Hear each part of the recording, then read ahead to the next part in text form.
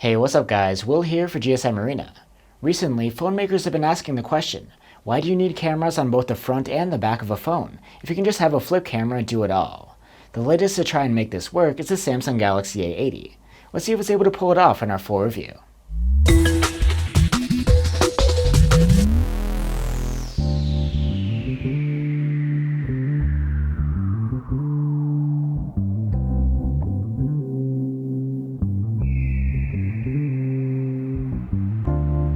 The Galaxy A80 is built of glass with a metal frame. Our model is in phantom black, and the curved back is shiny and mirror-like. It isn't a small phone, and I wouldn't call it a lightweight one either. It's pretty hefty. It is a bit slippery, and there's no real edge on the rounded frame to grab onto. The main attraction of the A80 is the motorized selfie slider. Instead of hiding a selfie cam within the body of the phone, this one raises the main camera setup and then rotates it to face you. The effect is really cool. Almost Transformers-esque with its multiple moving parts. It does bring some concerns about structural integrity though, especially since if it breaks down, you could be left without a usable camera at all. Though it is possible to force the slider open by hand, it isn't recommended, and the phone will yank the slider back in if you give it a chance. All in all, it is some really impressive engineering, but needless to say, with these moving pieces, the Galaxy A80 isn't waterproof. The end result of using this slider is that you get a large screen with no forehead and no notch cutout. It's quite a clean and satisfying look. The display is a 6.7-inch Super AMOLED with a 1080p resolution and a 20:9 aspect ratio. At 393 ppi, content looks great, and you get the deep blacks only an AMOLED can produce. Colors aren't the most accurate in the default vivid color mode, though you can tweak them with sliders. But switching to neutral mode gives you great accuracy in sRGB. Overall brightness is standard for a nice OLED display, 405 nits maximum in manual mode, and up to 607 nits in auto mode in bright conditions. And as an AMOLED, you get an always-on display to keep track of time and notifications. The screen is used for biometrics too. There is an under-display optical fingerprint scanner. It isn't very fast, but it gets the job done. Unfortunately, there's no face unlock, so this is your only option besides using a pin. For audio, the Galaxy A80 has a single loudspeaker at the bottom. It earned a very good rating in our loudness test, and the quality is good too, with a decent amount of bass and no distortion at high volume.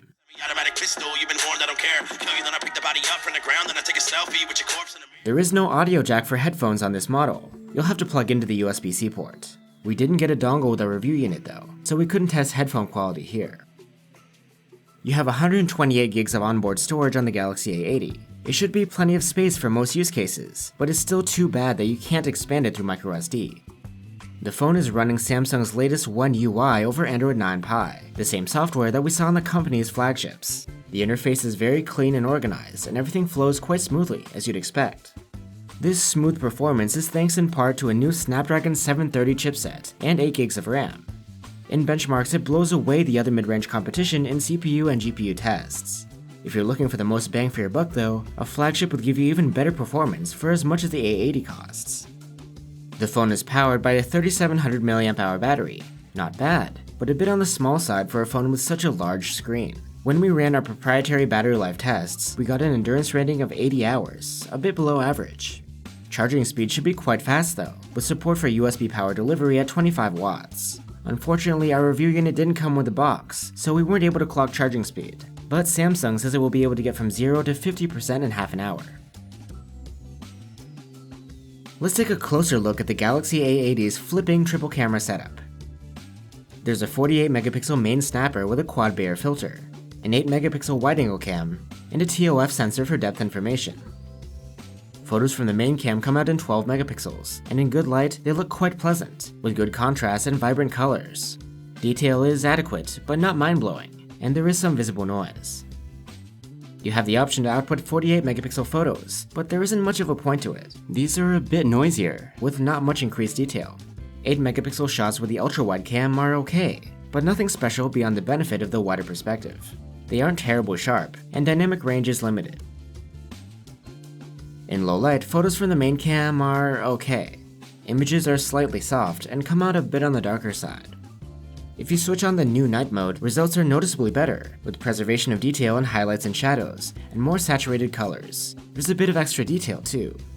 The ultra-wide camera is quite poor in low light, which is hardly surprising.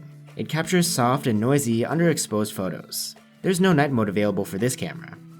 Now onto the main cam selfies, and a bit of disappointment. One of the main benefits you'd imagine is that you get to use the autofocus for your selfie shots, but for some reason the phone disables that and leaves you with arm's length fixed focus. You don't even get to use the regular flash. As far as quality goes, it's okay, with good detail and true to life skin tones. By default, you get a tighter cropped shot of about 8 megapixels, but you can go wider to get the full 12. For an even wider shot, you can take an ultra wide angle selfie. We weren't happy with the white balance though, which kept shifting quite dramatically based on the lighting. In portrait mode, or live focus as Samsung calls it, the TOF sensor seems to really pull its weight. Subject separation is quite capable, and the defocused background looks convincing. Selfie portraits are just as nice, but like the other selfies, they again suffer from not having autofocus.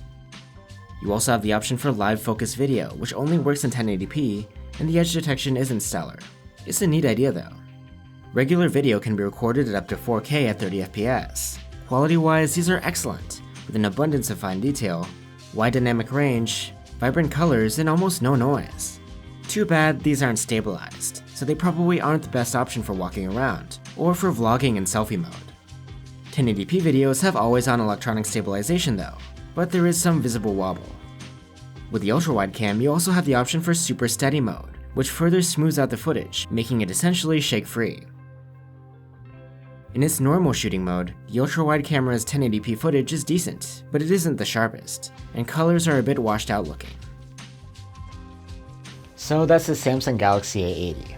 Overall, you get a nice bezel-less AMOLED with no notch, a good chipset, a decent camera, and that unique pop-up mechanism that can dazzle your friends.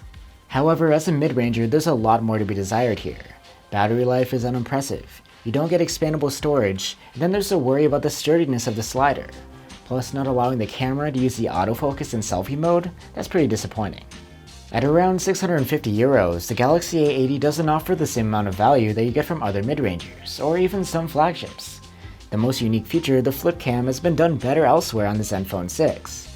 So unless the price goes down here, it's tough to recommend this one. Thanks for watching guys, and see you next time.